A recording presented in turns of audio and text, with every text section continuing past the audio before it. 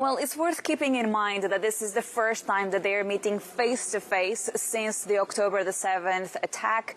And it is indeed the first time that we're actually seeing them coming together and having a common line, really, on what is their position vis-a-vis this latest war between Israel and Hamas.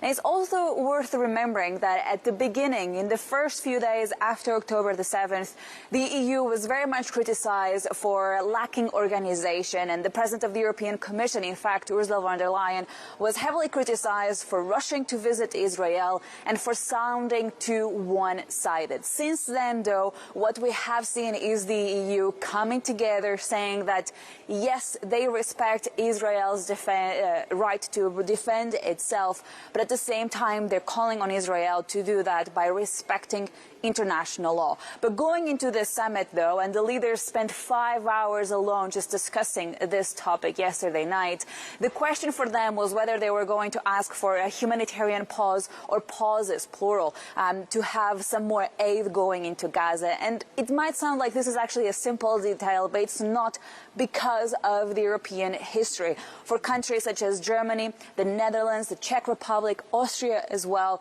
they do not want to sound as if they are supporting a ceasefire, because they do not want to prevent Israel from defending itself. Having said that, that's also quite difficult for other European countries such as Spain, because, for instance, the Prime Minister of Spain has actually sounded a lot more supportive of the Palestinians. And I have to say also that this morning, the Prime Minister of Luxembourg also made the point that there's a difference between Palestinians and Hamas. And with that in mind, though, what we saw was a compromise that they're asking for humanitarian pauses, so several moments of aid provided into Gaza, but they're also calling on a humanitarian peace forum to happen soon, so in the near future. But you mentioned earlier in the show, though, we're also seeing some more tensions now between the US and Iran in Syria. And I asked the members, some heads of state, earlier this morning, whether they're actually preparing to see further escalation in the Middle East, whether they're preparing for a wider conflict in the region.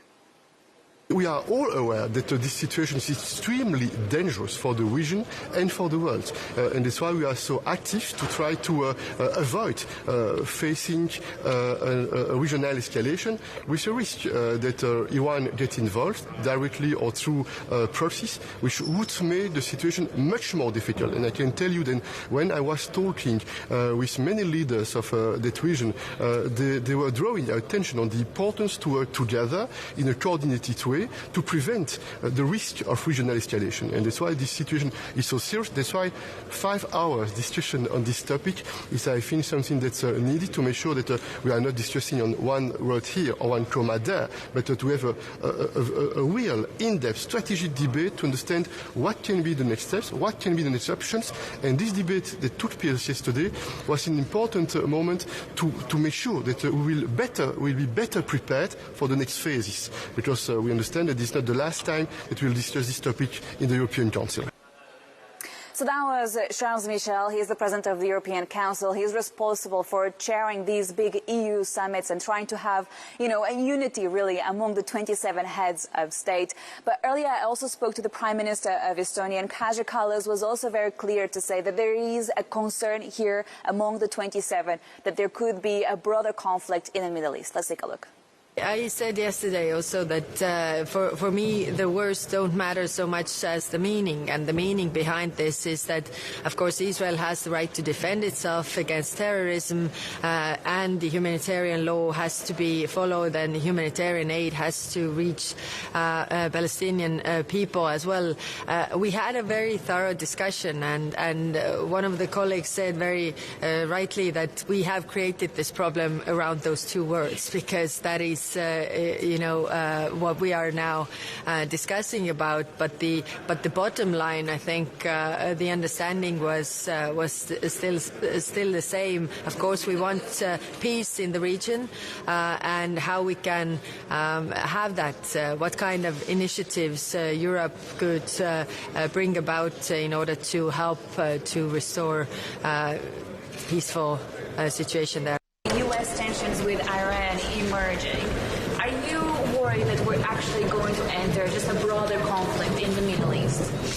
Well, everybody's worried, and that's why we are doing everything to prevent that. And we discussed yesterday how to prevent that. As I said, it's not easy, but everybody's worried. Yes, that is true. So it's also worth monitoring what the EU is saying when it comes to Israel and Hamas war, because, you know, there's critics out there suggesting that can actually the EU play a role in foreign policy.